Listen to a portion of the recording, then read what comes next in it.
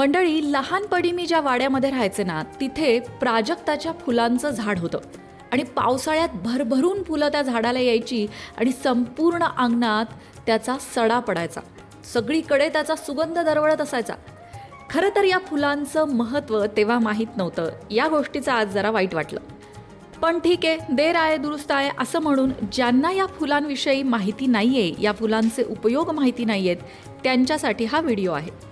तुम्हाला माहिती आहे, प्राजक्ताचं जे झाड आहे, ज्याला पारिजातकसुद्धा म्हटलं जातं, ते जिथं असतं ना, जर तुमच्या घराच्या आजूबाजूला असेल, तुमच्या कॉलनीमध्ये असेल किंवा कुंडीमध्ये असेल, तर जिथे कुठे हे प्राजक्ताचं झाड असतं, वास्तुशास्त्रानुसार तिथल्या आजूबाजूच्या वास्तूमधले सगळे वास्तुदोष दूर होतात. प्राजक्ताच्या फुलांचा सडा जिथे पडतो तिथे लक्ष्मी वास करते अशी ही मान्यता आहे. कारण पारिजातकाची ही फुलं माता लक्ष्मीला अत्यंत प्रिय आहेत. लक्ष्मीपूजेमध्ये म्हणून पारिजातकाची फुलं आवर्जून घ्यावीत असं सुद्धा सांगितलंय. पारिजातकाचा जो सुगंध आहे ना, त्या सुगंधामध्ये तुमच्या जीवनातून ताण कमी करण्याची क्षमता आहे. पारिजातकाचा सुगंध मन शांत करतो. त्याचबरोबर पारिजातकाचं झाड जिथे असतं किंवा ज्या घराच्या दारात असतं तिथलं आजूबाजूचं वातावरण आनंदी ठेवायला ते झाड मदत करतं. निरोगी आणि दीर्घ आयुष्य प्राप्तीसाठी पारिजातकाचं झाड सहाय्यक ठरतं. प्राजक्ताची फुलं फक्त रात्रीच फुलतात आणि खरं तर सकाळपर्यंत ती कोमेजूनही जातात. ज्यांच्या अंगणात ही फुलं उमलतात तिथे शांतता आणि समृद्धी नेहमीच नांदते. तुम्हाला माहिती आहे का, पारिजातकाची फुलं जे आहेत किंवा पारिजातकाचं जे झाड आहे ना, ते ज्योतिषशास्त्र, वास्तुशास्त्र आणि आयुर्वेद या तिन्हींच्या दृष्टिकोनातून महत्त्वाचं आहे बरं का. हृदयरोगासाठी प्राजक्ताच्या फुलांचा उपयोग केला जातो. म्हणजे हृदयरोगापासून बचाव करायचा असेल तर 5-6 फुलांचा रस घ्यायचा. हा एक प्रभावी उपाय. परंतु हा उपाय आयुर्वेदिक डॉक्टरांच्या सल्ल्यानेच घ्यावा.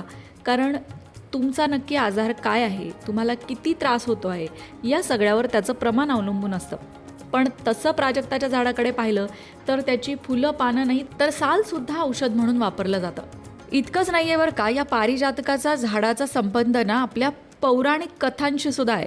म्हणजेच एका पौराणिक कथेनुसार पारिजातकाचा हा जो वृक्ष आहे तो समुद्र मंथनातून निर्माण झाला. त्याचबरोबर हे स्वर्गामधलं झाड होतं जे कृष्णाने सत्यभामेच्या हट्टामुळे पृथ्वीवर आणलं. त्यामुळेच अनेक कथांमध्ये याचा कल्पवृक्ष म्हणून सुद्धा उपयोग केला गेलाय. पण याला कल्पवृक्ष म्हणण्यामागे आणखीन एक कारण आहे. कारण की मगाशी म्हटलं तसं याची फुलं, पानं, साल सगळंच आपल्या उपयोगाला पडणारं आहे. असंही वाचण्यात आलं की उत्तर प्रदेशातील बाराबंकी शहरात एक मंदिर आहे जिथे 5000 वर्ष जुनं पारिजातकाचं झाड आहे म्हणे. इच्छा पूर्ण करणारं कल्पवृक्षच या झाडाला मानलं जातं. हे प्राचीन झाड पांडवांची आई कुंतीशी संबंधित आहे अशीही तिथे आख्यायिका सांगितली जाते. आणि या मंदिरात दर मंगळवारी विशेष यात्रा भरते जिथे भाविक या पारिजातकाच्या झाडाची पूजा करण्यासाठी जमतात. हे झालं धार्मिक महत्त्व. पण याचं जर आयुर्वेदिक महत्त्व तुम्ही ऐकलत ना तर चकित व्हाल, यात शंकाच नाही. आयुर्वेदात पारिजातकाला औषधी वनस्पती म्हणून मान्यता आहे. याच्या पानांचा जो काढा आहे तो सांधेदुखी आणि वात विकारांमध्ये पारंपरिकरित्या वापरला जातो. काही आयुर्वेदिक परंपरांमध्ये ताप कमी करण्यासाठी पारिजातकाच्या पानांचा काढा केला जातो. पारिजातकाच्या झाडामध्ये वेगवेगळ्या प्रकारचे जैवसक्रिय घटक आढळतात. याविषयी संशोधन सध्या सुरू आहे. पण संशोधन जरी सुरू असलं तरी आयुर्वेदामध्ये मात्र या झाडाचा औषधांमध्ये वापर केलाच जातो. अनेक ठिकाणी त्वचेच्या किरकोळ समस्यांसाठी सुद्धा या झाडांच्या पानांचा, सालीचा वापर केला जातो. आता जर तुम्हाला हे झाड लावायचं असेल तुमच्या घरामध्ये, अंगणामध्ये, गॅलरीमध्ये, तर ते तुम्ही ईशान्य दिशेला किंवा पूर्व दिशेला लावा. वास्तुशास्त्रानुसार पारिजातकाचं झाड ईशान्य किंवा पूर्व दिशेला लावणं शुभ मानलं जातं. खरं तर पारिजातकाची जी फुलं आहेत ना ती सात्विक स्पंदनं निर्माण करतात अशी श्रद्धा आहे. घरातली त्यामुळे नकारात्मकता कमी होते, मन प्रसन्न होतं आणि या श्रद्धेला आधार आहे. पारिजातकाचा सुगंध किती छान असतो.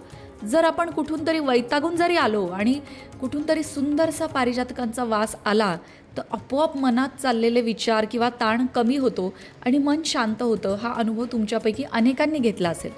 एकंदरीत काय, पारिजातक हे केवळ सुंदर फूल नसून भारतीय परंपरेत धार्मिक, सांस्कृतिक आणि औषधी दृष्टिकोनातून सुद्धा महत्त्वाचं स्थान असलेली ही वनस्पती आहे. तुमच्याकडे हे झाड आहे का? या बाबतीतला तुमचा अनुभव कसा आहे?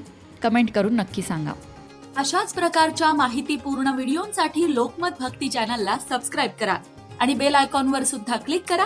म्हणजे आमच्या नवनवीन व्हिडिओचं नोटिफिकेशन तुम्हाला मिळत राहील.